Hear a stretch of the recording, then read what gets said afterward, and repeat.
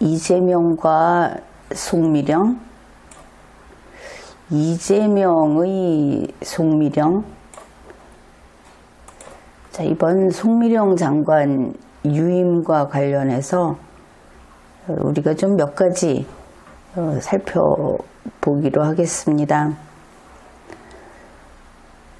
이재명 대통령이 송미령 장관을 유임시키는 그 이유를 직접 밝혔다. 그게 국무회의 때 보니 능력 있더라. 그랬다고 합니다.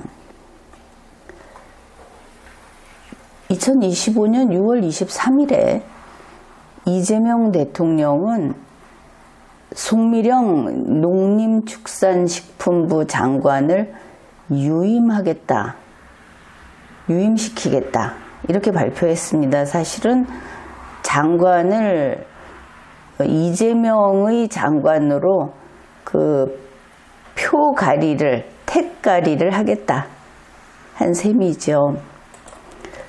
그리고 같은 6월 23일에 한남동 대통령 관저에서 더불어민주당 원내 지도부하고 만찬을 했는데, 이제 이때 만찬에서 한 이야기는 G7 정상회의에 초청받아서 방문했던 이야기, 거기서 있었던 일, 이런 것을 서로 공유하고 알려주기 위한 그런 만찬이었던 것을 알 수 있습니다.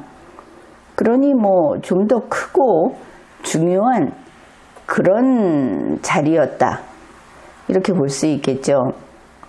그런데 이때 이 자리에서 송미령 유임에 대한 이야기가 나왔다는 겁니다. 이게 G7 정상회의 초청 방문 이야기와 버금가는 것인가? 그것은 좀 뜻밖이죠. 우리는 송미령 장관이라는 그 장관의, 그 공무원의 존재감이 그렇게 크지는 않기 때문에 좀 그렇습니다. 그런데 이 자리에서 이재명 대통령이 직접 이유를 밝혔다, 이런 겁니다. 이 내용이 그겁니다.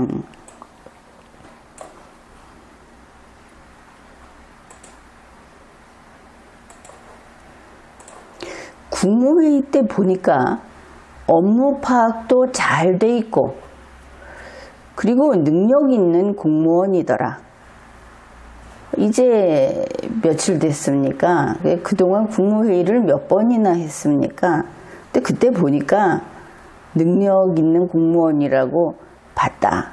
이재명의 눈에 쏙 들었다, 이런 뜻이겠죠.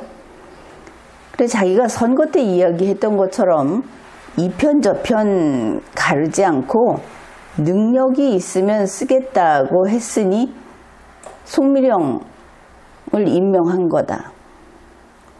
그 다음에 뭔가를 잘못한다면 모를까, 지금으로서는 준비가 돼 있는 사람으로 보였다.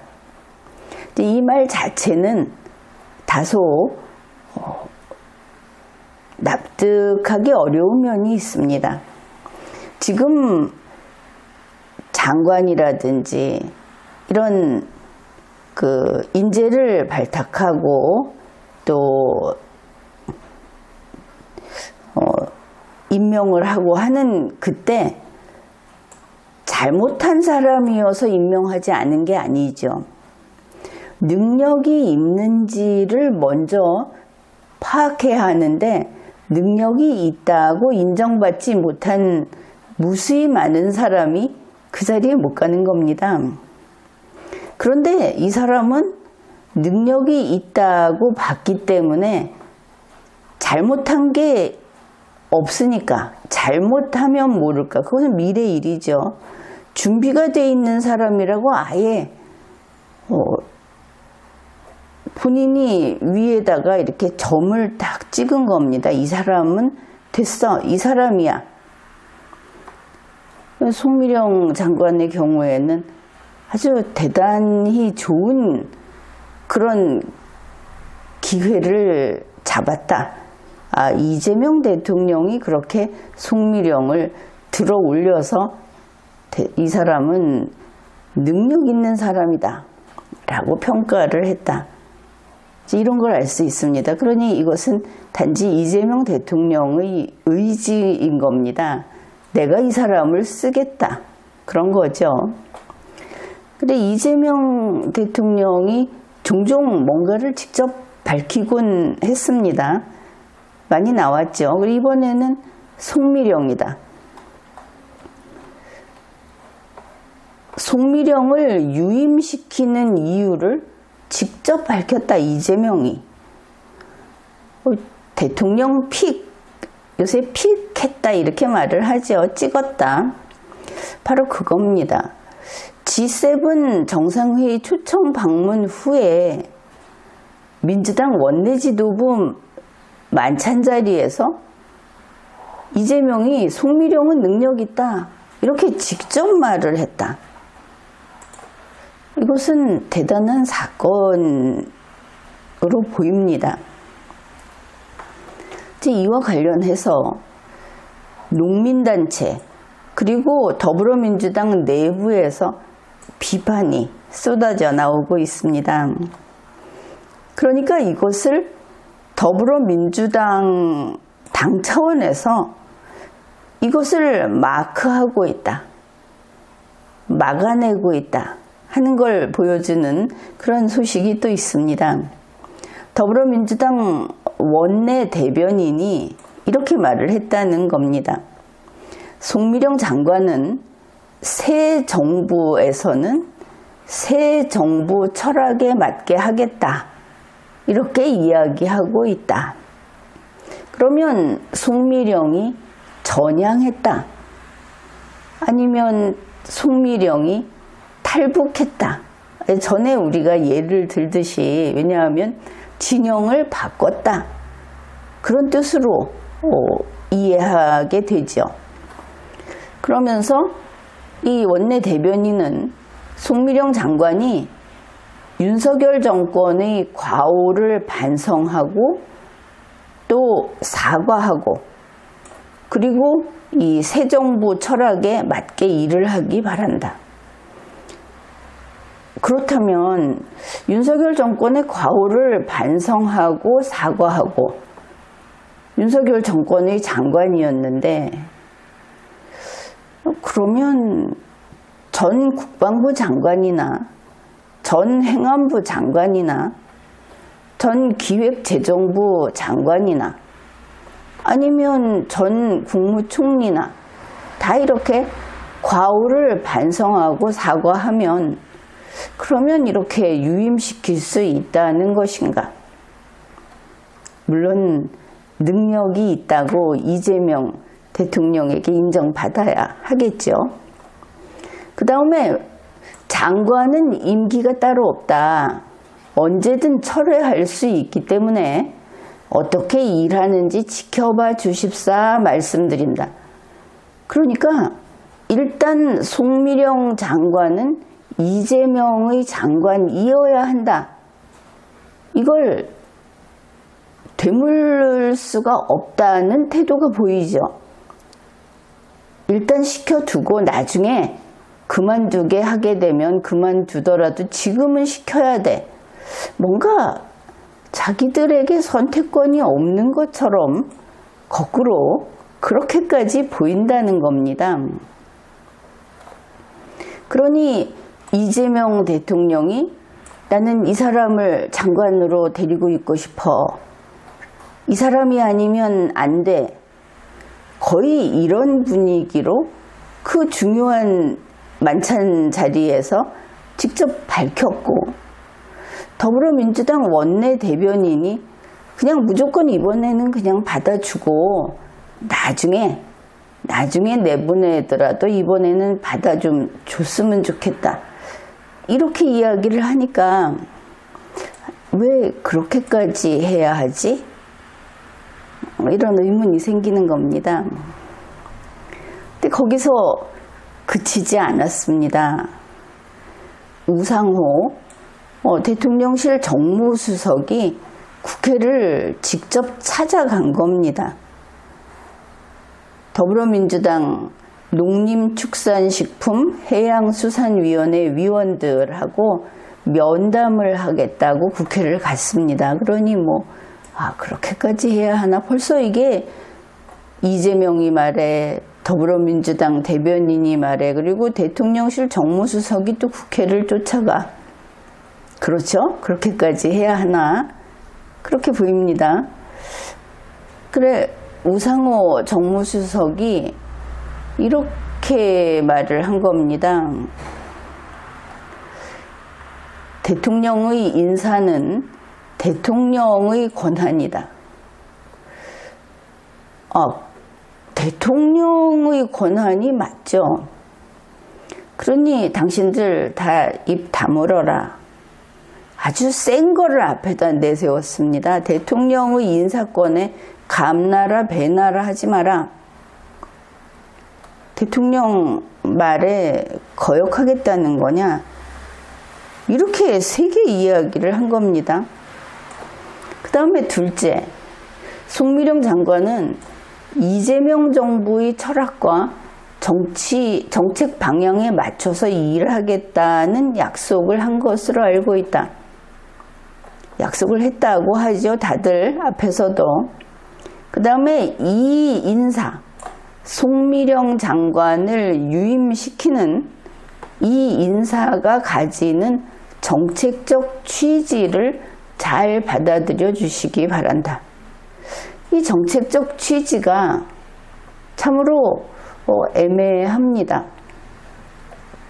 보통 사람이 아닌데, 윤석열이 장관이었는데 그것도 왜 이재명이 대통령이 됐을까?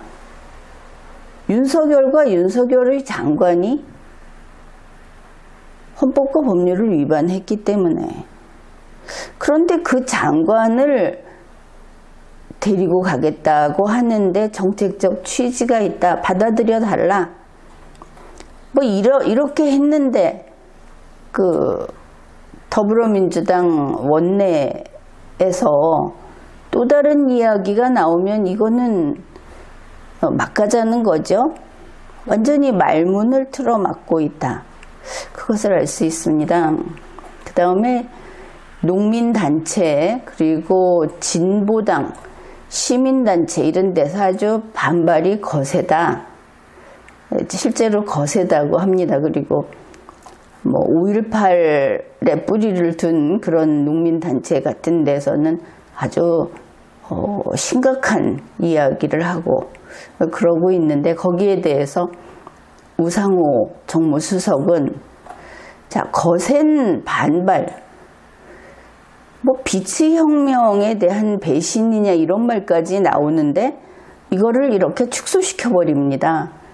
그분들의 우려나 서운함은 충분히 이해한다. 그저 우려나 서운함으로 치부해 버리는 것이죠. 이들은 진영 싸움에다가 사실은 이념 싸움, 결코 화해할 수 없는 그것을 들고 나왔는데 우려나 서운함 이렇게 이야기를 하면서 그 다음 말이 참 어떻게 보면 그러면 이 반발하는 이들 정도를 그냥 밟아 뭉개는, 그렇게 해서라도 관철시키겠다는 그런 뜻이 좀 보여서 좀 의아하게 생각을 합니다. 그 다음에 대뜸 이런 말을 한 겁니다. 우려나 서운함을 이해한다고 하면서 내가 정무수석의 역할은 주로 정치권과의 소통을 하는 거다. 내가 더불어민주당 소속 국회의원들을 만나러 왔지. 이런 이야기인 겁니다. 시민단체나 농민단체하고 접촉하는 거는 사회수석이라든지 하는 다른 창구에서 대응할 문제다. 내 알 바 아니다. 한 거죠. 게다가 또 이런 말을 합니다. 이번 방문은 반발을 진정시키기 위한 게 아니다. 민주당 내에서 혹은 이런 데서 반발을 한다고 하는데 반발을 진정시키기 위한 것이 아니다. 그냥 이재명 대통령의 뜻에 따르라는 전가를 하러 온 것이다. 이렇게 보이죠. 그래, 인선의 배경을 설명하고 소통하기 위한 자리다. 다른 거 없습니다. 군소리 하지 마라. 입 다물어라 하는 이야기를 하고 있습니다. 어떤 반발이 있어도 물러설 수 없다는 그게 뭐 절박한 건지 고집인 건지는 모르겠지만 그런 이야기를 이렇게 대놓고 하고 있다. 그래, 송 장관이 앞으로 새 정부 철학에 맞춰 정책을 추진할지는 지켜봐야 할 것이다. 이 사람이 전향을 제대로 하면 되는 거다. 그런데 이 반발하는 사람들은 우리가 있는데 왜 전향자까지라는 것도 될 수 있고, 그런 타협은 할 수 없다 하는 해결 불가능한 그런 싸움을 하겠다는 경우도 있는데, 이렇게 세게 내리누르는 것을 우리가 보고 있습니다. 자, 시민단체나 농민단체는 사회수석의 몫이고 정무수석은 정치권과 소통을 하는 그런 자리다. 굉장히 그 차별받았다 하는 느낌을 받겠죠. 소위 시민사회라는 쪽에서. 이제 이런 이제 뉴스들, 이걸 봤습니다. 그런데 지금이 어떤 때인가? 12월 3일 비상계엄 내란 사건에 대한 특별검사, 이 특검 수사가 바야흐로 본격화되고 있다. 그런 때입니다. 2025년 6월 19일에 이재명 대통령은 이 비상계엄 내란 사건의 특별검사가 조은석인데, 이제 이 특별검사가 요청한 특별검사보 6명의 임명을 제가 했습니다. 6월 19일에. 그뿐 아니라 지금까지 이 수사를 해왔던 경찰청의 비상계엄 특별수사단에서 이제 특검으로 이 모든 걸 넘긴다 하고 밝혔습니다. 그 날짜가 2025년 6월 26일입니다. 이 특검에 지금까지의 그 사건 기록, 증거물, 이것을 일괄 인계하기로 했습니다. 일괄. 결과 송치가 아니라 진행 중인 사건 일체를 특검에 넘겨버리는 것.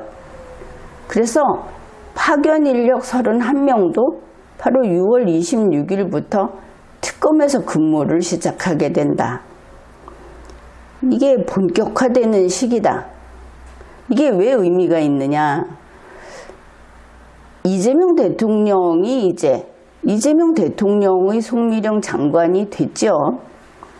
근데 이 사람이 12월 3일 비상계엄 내란 사건 특검의 피의자로 될 수 있다. 이렇게 우리가 예측할 수 있기 때문입니다.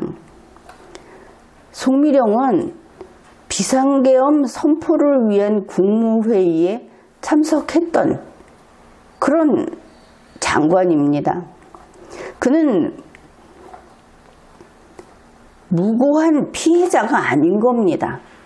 여기서 한 가지 분명하게, 이거는 명확하게 알아둬야 하는데, 12월 4일 새벽이 아니라 12월 3일 계엄 선포를 위한 비상국무회의에 참석한 사람들은 모조리 12월 3일 비상계엄의 공범이다 하는 겁니다. 이들이 없으면 비상계엄이 진행되지 못했습니다. 아예 없었으면 좀 더 허술했을 것이고, 그리고 그 법적 효력이 더 일찍 부인됐을 겁니다. 그런데 이들이 그 자리에 가서 자리를 차지하면서 그 절차 요건을 충족시켜준 사람들입니다. 따라서 공범이다 하는 데서 달리 생각을 하면 절대 안 되는 것이죠. 자, 그러면 이게 무슨 뜻이냐? 이거는 이재명의 장관 송미령이 바로 내란죄 수사를 받게 된다, 이런 뜻입니다.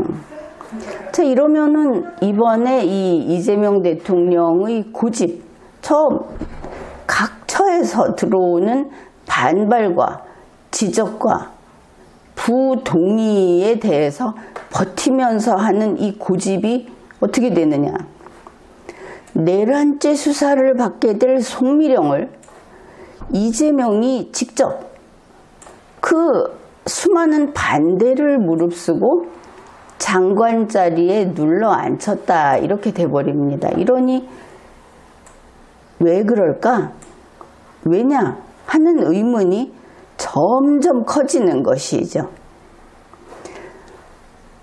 송미령 장관이 무고한 피해자가 아니다 하는 것은 한 가지만 이야기하면 2024년 12월 3일 송미령은 이상민 장관하고 하루 종일 함께 움직였습니다.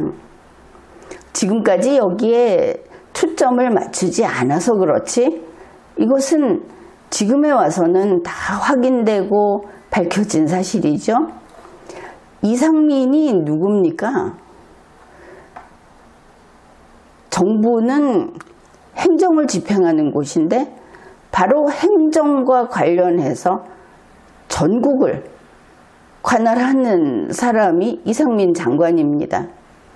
그 이상민 장관과 송미령 장관이 하루 종일 함께 움직였다.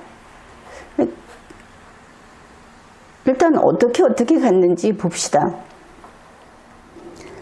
비상계엄이 선포된 12월 3일 화요일이었습니다. 그날은 오전 10시에서 10시 23분 사이에 국무회의가 한 번 있었습니다.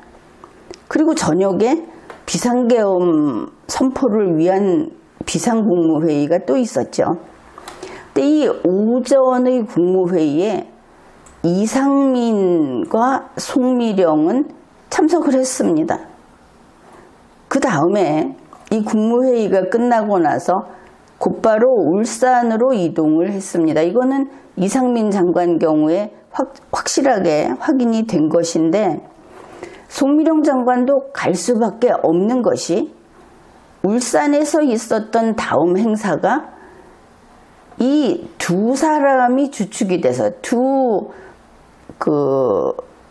부에서 이것을 진행하는 것이었기 때문에 당연히 그렇게 봐도 될 것 같습니다. 바로 이날 오후 2시 30분부터 울산시 남구 문수야구장이라는 곳에서 2024 국민통합 김장 행사가 열렸습니다. 여기에 전국에서 일단 참가하는 사람이 행사 참가자가 1,400명, 그리고 또 각 지자체에서도 다 오고 이런 행사였고 사전에 고지가 다 되어 있었습니다. 근데 이 행사를 개최한 것은 행정안전부 그 장관 이상민, 농림축산식품부 장관 송미령, 울산광역시 광역시장 김두겸, 이들이 집행부에서 이것을 진행했던 것이죠. 그 다음에 이게 끝나고 나서는 바로 울산시청 본관 2층 대회의실에서 제9회 중앙지방정책협의회가 개최됩니다. 이것은 윤석열 대통령이 아주 중점을 둬서 관리를 하고 지원을 했던 그런 것이죠. 이게 이제 오후 4시 25분에서 오후 5시 30분까지인데 이 회의를 공동 주재한 것이 바로 행정안전부, 농림축산식품부 공동 주재를 했던 겁니다. 하루 종일 같이 움직이고 있죠. 그리고 각 행사는 중요한 의미와 역할이 있었을 것을 알 수 있습니다. 여기에 참석한 사람은 당연히 이상민, 송미령, 김두겸, 그뿐 아니라 중앙부처 관계자, 17개 시도 부단체장, 쟁쟁한 사람들이 모였습니다.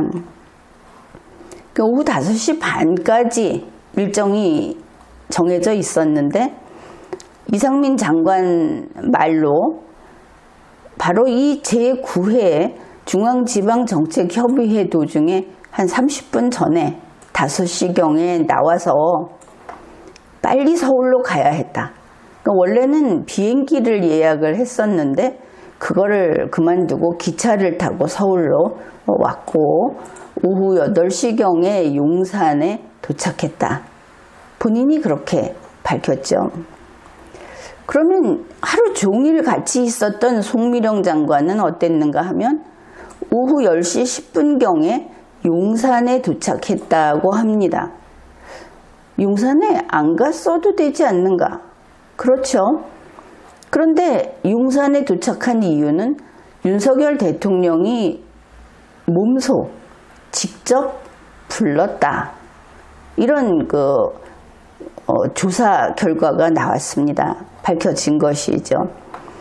울산 행사가 오후 5시 반에 끝났는데 그리고 그러면 그 다음에 저녁 식사하고 또 이동하는 시간이 있고 한데 오후 9시경 용산에 들어오라고 했다.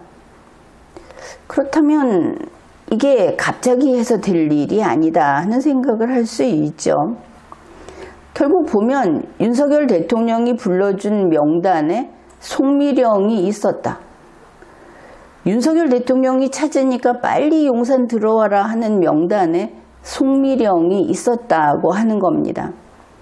이것은 2024년 12월 30일 검찰 참고인 조사에서 대통령실 제1부속실장 강의구의 진술에서 밝혀진 겁니다. 그러니까 시간이 12월 3일 오후 9시경, 그러니까 비상계엄 선포를 한 1시간 정도 앞둔 시간에 당시 대통령은 윤석열 대통령이죠. 그 대통령실에 김정환 실장이 윤 대통령 집무실에서 윤 대통령께서 불러주는 명단을 적어가지고 왔다. 대통령이 불러줬답니다. 그 명단에는 최상목, 송미령, 조규홍, 오영주, 박상우, 안덕근 이렇게 6명이 있었다. 그리고 이 국무위원들은 각각 이런 연락을 받고 오후 9시 14분부터 용산 대통령실로 출발했다. 이렇게 진술을 한 겁니다. 2024년 12월 11일에 국회 대정부 질문에서 송미령 장관은 이제 했던 이야기를 보면은 12월 3일 오후 10시 10분에서 15분 사이에 용산의 그 회의장에 들어갔다. 이게 대회의실을 말합니다. 그러면서 송미령 장관은 자기가 전혀 상황을 몰랐다고 합니다. 전혀 상황을 몰랐기 때문에 내 옆자리에 있던 옆의 분에게 지금 무슨 회의를 하는지 여쭤봤다. 그랬더니 딱 2글자 들었다. 계엄이라고 했다. 그런데 참 공교롭게도 이 옆에 분이 누구냐.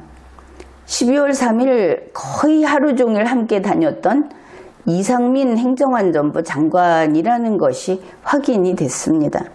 그러니 송미령 장관은 비상계엄 내란에서 거의 탑3 여기에 들어갈 만한 이상민 장관하고 정말 그날 계엄 현장까지 딱 붙어 다녔구나. 뭐 잠시 떨어져 있기는 했지만 이런 걸 알 수 있죠. 그 2025년 5월 26일 경에 이르면 송미령 장관이 그때 이 회의장은 대회의실을 이야기하는데, 대회의실에서는 종이 한 장 없었다느니 거기서는 아무것도 몰랐다느니 이렇게 했는데, 이제 증거가 나왔죠.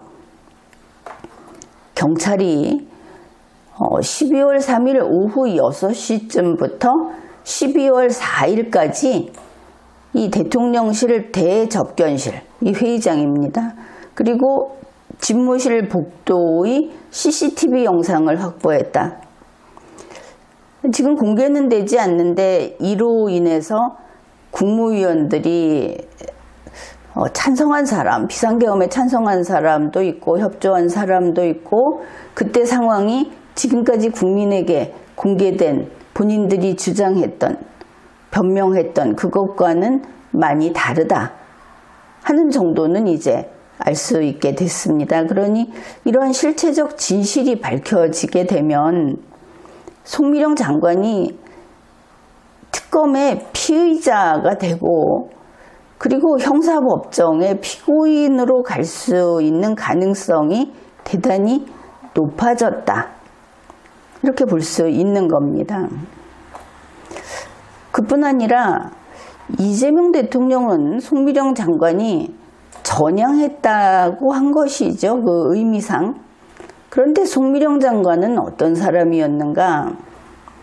2024년 12월 31일 김건희 특검법을 제의 요구, 거부권 행사 이렇게 말을 하죠, 보통. 그 다음에 12월 3일 비상계엄 내란 특검법의 제의 요구와 관련해서 송미령 장관이 발언한 것을 보면 윤석열, 김건희 지키기에 상당히 적극적으로 굳이 나섰다, 이것을 알 수 있습니다.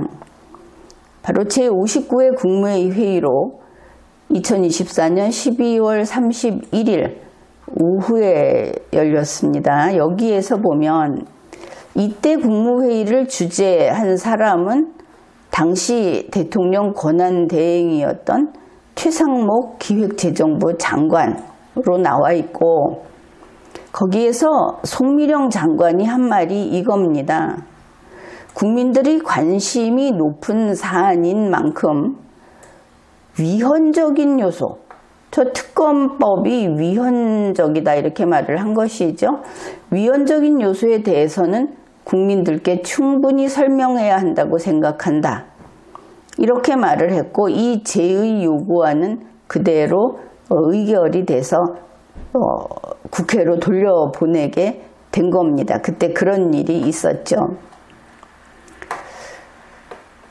게다가 자, 이렇게 보면 이재명 대통령이 반드시 송미령이어야 해 라는 것과, 송미령이 전향하기에 참 전향할 만한 인물이다 보기에는 또 그렇지 않은 그런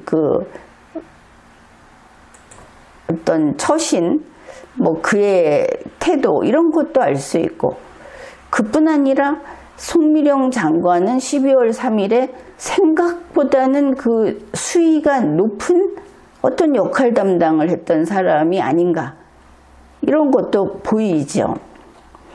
또 하나 볼 것이, 이재명 대통령이 송미령 장관을 유임하겠다고 하고 나서 송미령 장관이 자기의 의사를 발표했습니다. 6월 23일에 유임시키겠다고 했더니 6월 23일에 송미령 장관이 한 말이, 분골쇄신하는 자세로 최선을 다하겠다, 분골쇄신을 하겠답니다. 그 다음에 그동안의 쟁점이 되었던 정책이나 법안에 대해서는 새로운 정부의 국정 철학에 맞춰서 적극 재검토해 나가겠다. 그러니까 농민단체 같은 데서 비판하는 그런 거를 이재명 스타일에 맞춰서 이재명 국정 철학에 맞춰서 싹 뒤집겠다는 뜻이죠. 그건 그렇다고 치는데 이게 참 신속하다. 이렇게 기다렸다는 듯이 냉큼 받는다. 그렇죠. 좀 당혹스럽다. 그렇게까지 보입니다.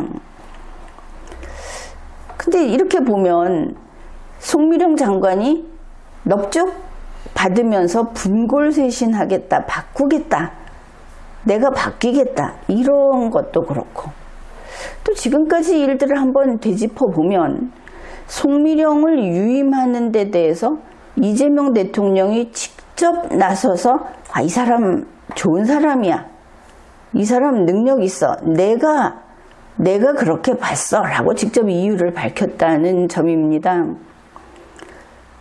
국무회의 때 보니 업무 파악이 잘 돼 있고 능력 있는 공무원이더라. 지금으로서 준비되어 있는 사람으로 보였다. 그게 그렇게 한두 번 만에 보는 이재명의 해안이 대단해서 그런지는 모르겠지만, 이와 관련해서 살짝 궁금한 것이, 이 송미령 장관이 보니까 과거에도 이런저런 일을 했던 사람이고, 그래서 과거의 이재명 씨가 원래 알고 있었던, 이런 능력을 파악하고 있었던 사람인가? 원래 알던 관계인가? 이게 궁금합니다. 또 더불어민주당에서 새 정부 철학에 맞게 하겠다고 송미령이 하지 않냐. 그러니 송미령은 윤 정권의 과오를 반성하고 사과하고 새 정부 철학에 맞게 일해라. 근데 더불어민주당과 그쪽 진영에서는 윤석열 사람이어서 싫다는 것이 아주 크죠. 사과가 문제가 아니고 아예 저쪽 사람.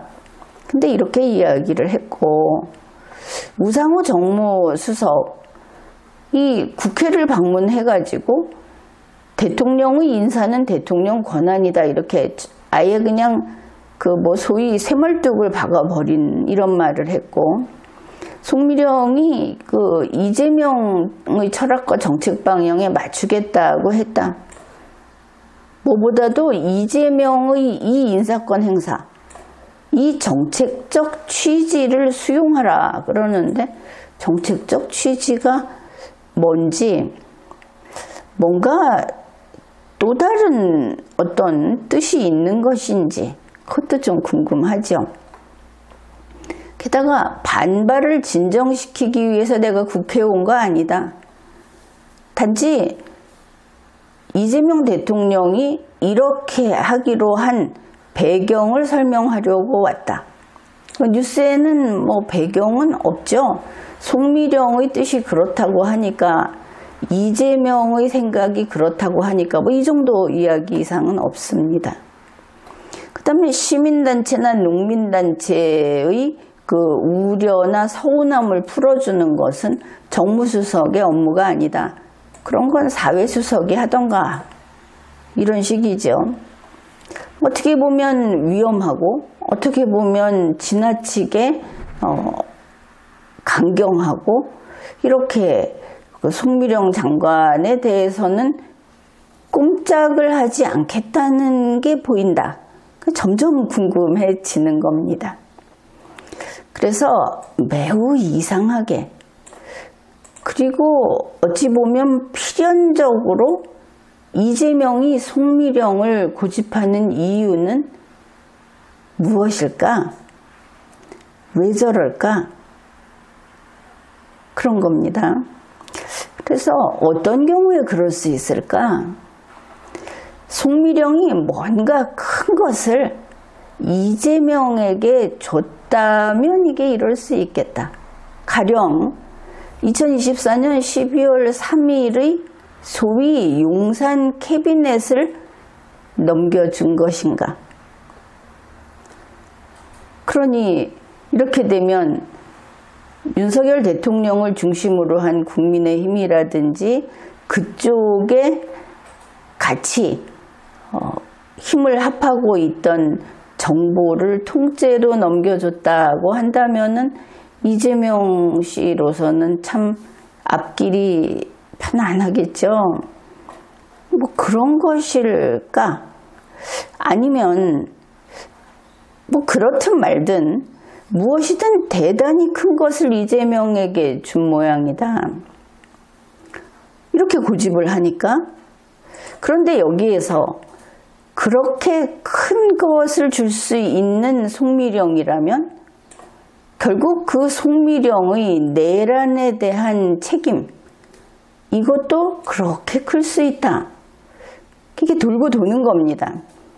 이재명이 꽉 잡고 쓸만하다고 생각하는 걸 줬다면 송미령은 그만큼 형사법정에 피고인으로 나가야 될 더 크고 강한 요구를 받게 되고, 그 요구는 또다시 이재명에게는 위기를 가져오는 이런 게 될 수 있고, 이렇게 되는 것이죠. 아무튼 여기에서 뭐 우리가 현상을 보면서 할 수 있는 이야기는 그겁니다. 결과적으로 이 내란 특검이라고 하는 것은 이재명 행정부도 수사한다. 그런 것이죠. 지금까지 리걸마인드 연구소였습니다.